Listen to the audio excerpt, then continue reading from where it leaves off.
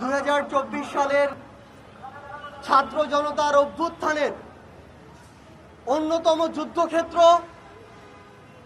বাংলাদেশের যতদিন ইতিহাস থাকবে ততদিন এই 24-এর অভ্যুত্থানের ইতিহাস থাকবে, এই উত্তরা বিএনএস সেন্টারের ইতিহাস থাকবে। ওই 5ই আগস্ট যেদিন বাংলাদেশের মানুষ তাকিয়েছিল যে কখন আমরা গণভবনের দিকে যাব, তখন উত্তরা বিএনএস এর আজকের এই অবস্থান থেকে প্রথম ওই গণভবনমুখী যাত্রা শুরু হয়েছিল। এই বাংলাদেশে আজকে অভ্যুত্থানের 8 মাস পরে দাঁড়িয়ে জাতীয় নাগরিক পার্টির বলতে হবে না আপনাদের কি করতে হবে, জাতীয় নাগরিক পার্টির বলতে হবে না অন্তর্বর্তীকালীন সরকারের কি করতে হবে। এই বিএনএস সেন্টারের দেয়ালগুলো বলে দিবে বাংলাদেশের অন্তর্বর্তীকালীন সরকারের আজকে কি করতে হবে। এই ফ্লাইওভারের দেয়ালের দিকে যদি তাকান, ওই দেয়ালে লেখা আছে খুনি হাসিনা। একজন যদি খুনি হয়, 24-এর অভ্যুত্থানের ওই রক্তের উপরে লেখা ওই খুনি হাসিনার যে খুনি, সেই খুনির বিচার হওয়া পর্যন্ত এই বাংলাদেশে কিভাবে আমরা নির্বাচনের কথা বলতে পারি। ওই খুনি হাসিনার খুনি শব্দটি মুছে ফেলার চেষ্টা করা হচ্ছে। তার মানে এই বাংলাদেশে ওই হাসিনার দোসররা আবার ফিরে আসার চেষ্টা করছে। খুনি হাসিনা থেকে খুনি শব্দটি মুছে ফেলার চেষ্টা করছে। এটি হচ্ছে এই মুহূর্তে অন্তর্বর্তীকালীন সরকার এবং আইন শৃঙ্খলা রক্ষাকারী বাহিনীর সবচেয়ে বড় সীমাবদ্ধতা, যে ওই খুনি হাসিনা থেকে খুনি শব্দটি মুছে ফেলার স্পর্ধা এখন এই বাংলাদেশে কেউ দেখাচ্ছে। ওই দেয়ালে এখন লেখা রয়েছে স্বৈরাচার চাই না।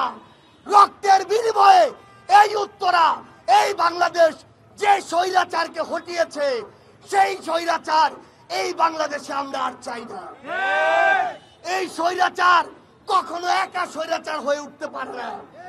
হাসিনা কখনো একা খুনি হাসিনা হয়ে উঠেনি। যারা এই হাসিনাকে খুনি হাসিনা হয়ে উঠতে সহযোগিতা করেছে, তাদের বিচার ব্যতীত এই বাংলাদেশে নির্বাচনের আলাপ করা যেতে পারে না। আমরা স্পষ্ট করে একটি কথা বলি, এই অন্তর্বর্তীকালীন সরকারের সবচেয়ে বড় যে লেজিটিমেসি, আজকে যারাই এটি অস্বীকার করে স্পর্ধা দেখান, সেই লেজিটিমেসি হচ্ছে ১৩,০০০-এর অধিক শহীদের জীবন এবং তাদের রক্ত।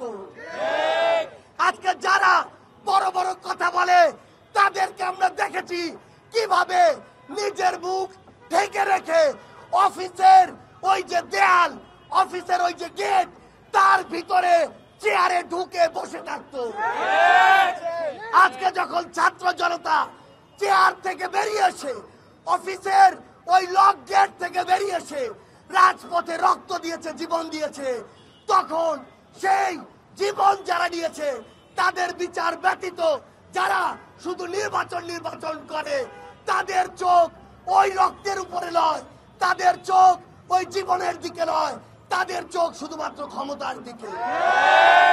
ক্ষমতার দিকে যাদের চোখ ছিল, যাদের কাছে জনগণের জীবন রক্তের চেয়ে ক্ষমতা বড় ছিল, তাদের কি অবস্থা হয়েছে খুনি হাসিনার দিকে দেখলেই তা বুঝতে পারবে।